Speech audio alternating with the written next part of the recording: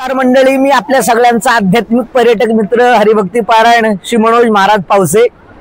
आज आलेलो आहे अखंड हिंदुस्थानामधील वैदिक सनातन हिंदू धर्म संस्कृतीतील पवित्र 4 धामपैकी कलियुगातलं जगन्नाथपुरी या धामामध्ये हा जो काही बंगालचा उपसागर आहे, या बंगालच्या उपसागरावरती या पुरीच्या ठिकाणच्या गोल्डन बीच वरती पद्मावत यात्रा कंपनीचे पर्यटक अतिशय उत्साहाने या ठिकाणी पर्यटनाचा आनंद घेत आहेत। तर या निमित्ताने मला एक अथांग अशा पद्धतीचा सागर पाहिल्यानंतर पुराणामधली एक कथा आठवली, म्हणून ती आपल्याबरोबर शेअर करावी आणि कथेनंतर याचा सार रूपामध्ये चिंतनही अगदी संक्षिप्त पद्धतीने मी मांडत आहे। तर एक दिवस एक भुंगा या समुद्रामध्ये पडला आणि समुद्रामध्ये पडल्यानंतर पाण्याच्या लाटेप्रमाणे लाटेने तो किनाऱ्याला यायचा, आत जायचा, लाटेबरोबर बाहेर यायचा, आत जायचा। अगदी प्राण कंठाशी आल्यानंतर तो भुंगा समुद्राला विनंती करतोय की हे बघ समुद्र देवता, आता जीवन नकोसं झालं, एकतर माझा जीव तरी घे, अन्यथा एका मोठ्या लाटेवरती मला भिरकव आणि लांब दूरवर अशा पद्धतीने मला फेकून दे, मला जीवदान दे, मी आयुष्यात तुझे उपकार कधीच विसरणार नाही। त्या भुंगेच्या सूचनेप्रमाणे, विनंतीप्रमाणे समुद्राने एका भल्या मोठ्या लाटेवरती त्या भुंग्याला घेतलं आणि दूर वाळूवरती भिरकावून दिलं। वाळूवरती भिरकावून दिल्यानंतर ऊन पडल्यानंतर त्याच्या नाकातोंडातलं पाणी बाहेर आलं, पंखामध्ये चेतना आली आणि मग तो भुंगा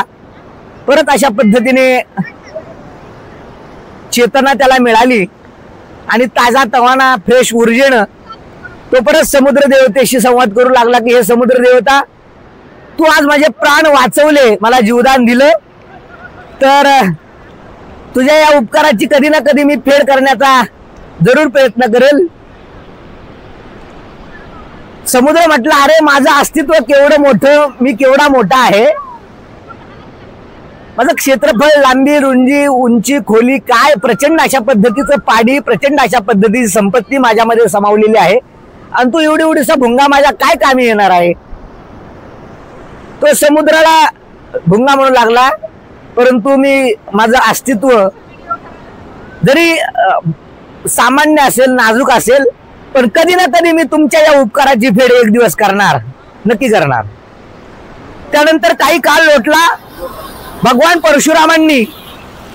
21 वेळेला पृथ्वी निक्षत्रिय केली आणि 21 वेळेला पृथ्वी निक्षत्रिय केल्यानंतर आता आपण निवांत कुठेतरी जाऊन विश्रांती करायची, म्हणून फिरत फिरत भगवान परशुराम आज महाराष्ट्रामध्ये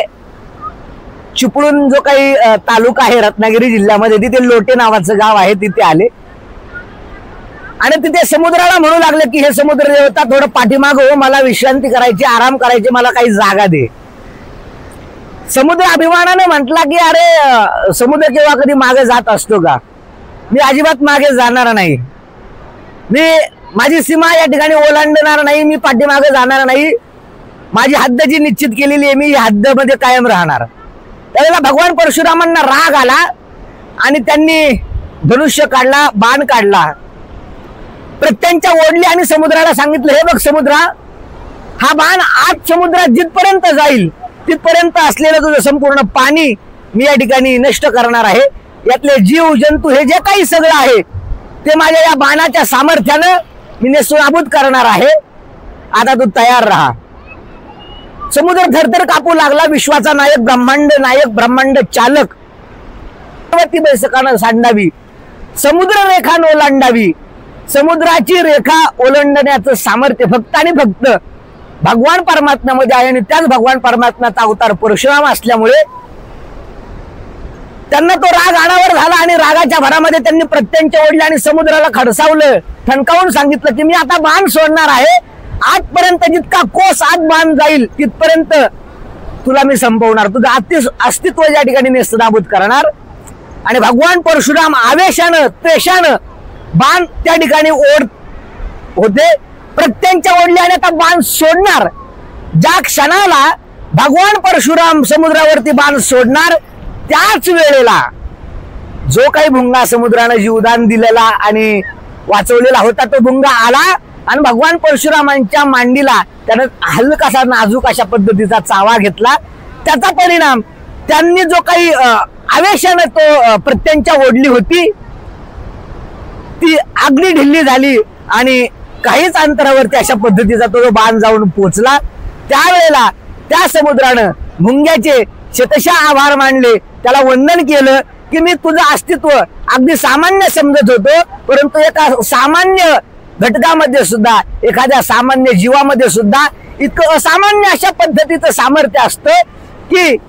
या समुद्राला सुद्धा आज त्याच्या अस्तित्वामध्ये कमी होण्याचं अस्तित्व, त्याचं जे काही एकूण अस्तित्व होतं समुद्राचं याच्यामध्ये कैक पटीनं